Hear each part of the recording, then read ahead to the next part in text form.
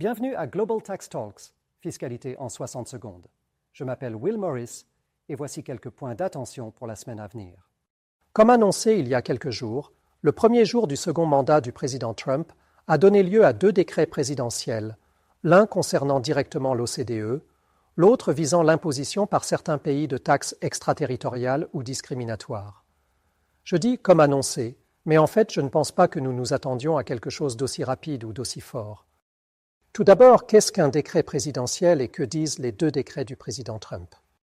Un décret présidentiel est une directive signée par le président à l'intention du pouvoir exécutif, notamment de ministères comme celui du Trésor américain. Ce ne sont pas des lois, mais ils ont force de loi. Il s'agit donc de documents juridiques contraignants qui doivent être pris comme tels. Alors, que prévoient ces 2 décrets? Ils signalent un changement de direction très clair par rapport à l'administration Biden en matière de politique fiscale et commerciale internationale. Le premier vise le projet à 2 piliers de l'OCDE, appelé Accord fiscal mondial, et prévoit essentiellement que tout accord antérieur des États-Unis sur ce projet est désormais caduc. Le deuxième décret, qui dépasse le champ de la fiscalité en tant que tel, inclut une référence à un dispositif de rétorsion de la législation fiscale américaine, l'article 891, jamais utilisé jusqu'à présent. Si cette mesure était mise en œuvre, elle pourrait aboutir à doubler le taux d'imposition sur les revenus américains des entreprises et des personnes physiques originaires de pays étrangers dont les lois seraient jugées discriminatoires à l'égard des citoyens ou des entreprises américaines. Et bien que cela ne soit pas encore très clair, le terme « personne physique » pourrait ainsi viser les non-américains salariés et dirigeants d'entreprises qui vivent et travaillent aux États-Unis.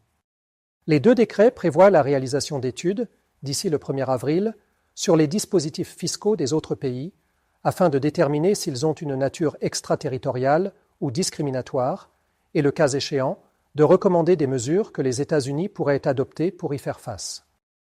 Alors, qu'est-ce que tout cela signifie? Eh bien, nous ne le savons pas encore et nous ne croyons pas ceux qui disent le savoir. Comme je l'ai dit il y a quelques jours, avec la fin de pilier 1, c'est pilier 2 qui est visé, principalement l'UTPR, et peut-être les taxes sur les services numériques mises en place avec la disparition de pilier 1. La presse fiscale a amplement spéculé sur le sujet, mais je le répète, personne ne sait vraiment quel sera le résultat.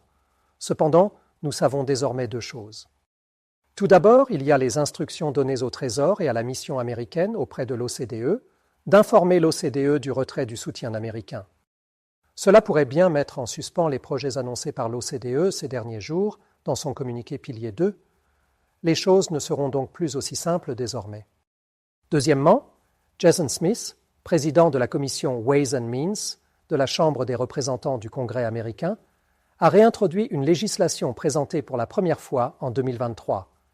Cette législation aurait vocation à augmenter jusqu'à 20% la fiscalité des entreprises des pays qui imposent des taxes extraterritoriales, comme par exemple l'UTPR, ou discriminatoires, comme par exemple les taxes sur les services numériques, à l'encontre des entreprises américaines.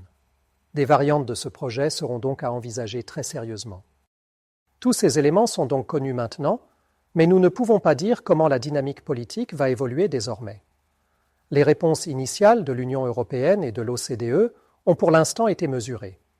Mais si, par exemple, des droits de douane entraient en vigueur, les tensions pourraient s'accroître.